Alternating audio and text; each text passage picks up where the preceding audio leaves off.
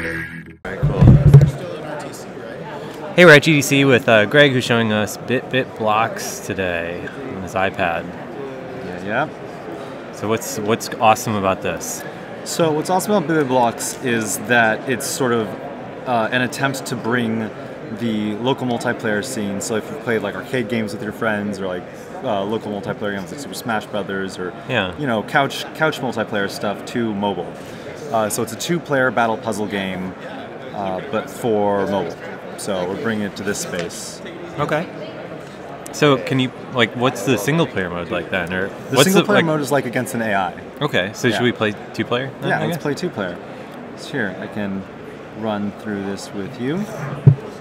So there's a colorful cast. They're all the same. It's just sort of a whatever color you like best. All right. So now what do I do? So the way the game works is you grab a block and you can drag it around the board and you make bigger blocks. So once you have a bigger block, or a megabit block as I call it, you can either hold on to it for longer, or you can hold on to it for longer to make it bigger, or you can tap it and it kicks the ball. It sends it over to the other player and it kicks the ball towards the other person's side. Okay. So you see we have our goals. Those turn into new blocks then. Yeah. So we're like sending blocks back and forth at each other. We're kind of volleying back and forth with each other. And when a block lands, it has this cooldown timer on it. The bigger the block you send, the longer the cooldown timer on it until the other person can use it again. But also when it lands, you can tap on it to speed up the cooldown timer. It's kind of neat how you have to nudge the blocks out of the way. So how do I power this yellow one up that I have? You just...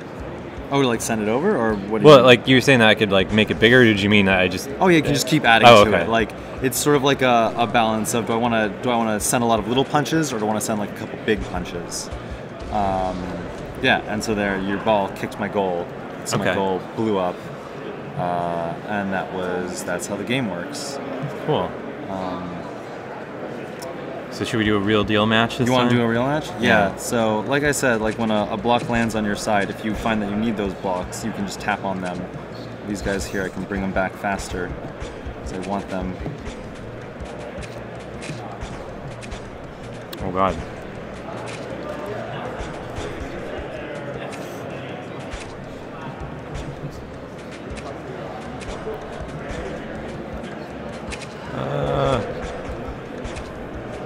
Nice comeback. This is cool. This has I don't know if you ever played Puzzle Pirates, but the sword fighting in that had similar kind of big swings, where you would get a bunch of blocks on your side, but then they would cool down. You'd send them all back, and it's I think it's a really cool mechanic. Oh, thank you. So what other game modes and stuff like that do you have in this? That what varieties are there on this? Or is this kind of... Sure. Oh, whoops, that's the wrong menu.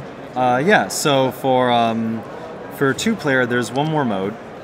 It's a little... This one is more of a strategic mode. It's still a bit of a... This mode's still early. This is not fully polished. Okay. But this is sort of an alternate mode for people who want more strategy, whereas the other mode was about kicking the ball back and forth with your opponent. In this mode, we each have our health, so we each start with 99 health. Okay. And this is a columns mode. So what happens in this one is I try and empty out one of my columns, inversely filling up one of your columns. And when I do... So let's see if I can get this column emptied out over here.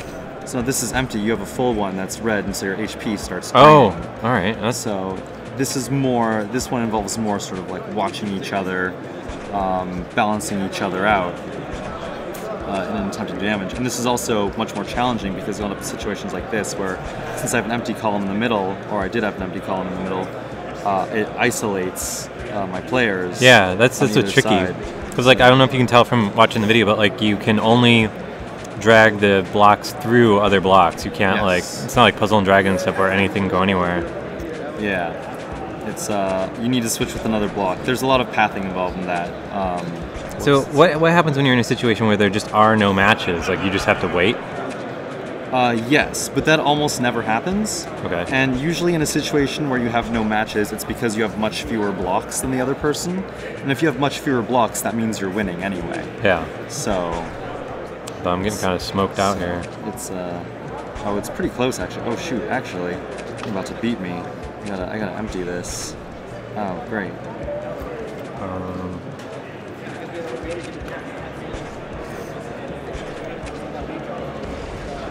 Oh, there you go. Yeah. This is cool. This is cool. So, can we take a quick look at what single player is like? Yeah, absolutely. So single player, we have a couple modes. We have the main mode, I guess, would be arcade mode. There's also against CPU and survival mode, which is a bit of an extra mode. Against CPU is just sort of like you fight against an AI opponent and you pick a difficulty. So basically what we just did, except single player? Exactly, okay. Yeah. It's very akin to like if you play Super Smash Brothers or a fighting game, you just pick an AI opponent and you pick how hard you want them to be. Yeah. And it's a good way to train. The arcade mode, so this you fight against a series of opponents. You see the first ones are very cool. small, so they're going to be easier. So here I'll let you take a tackle at them.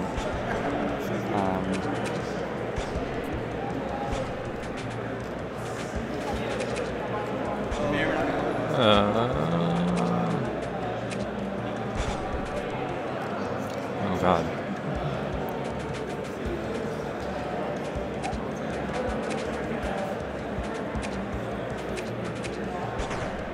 Oh, that was a good one.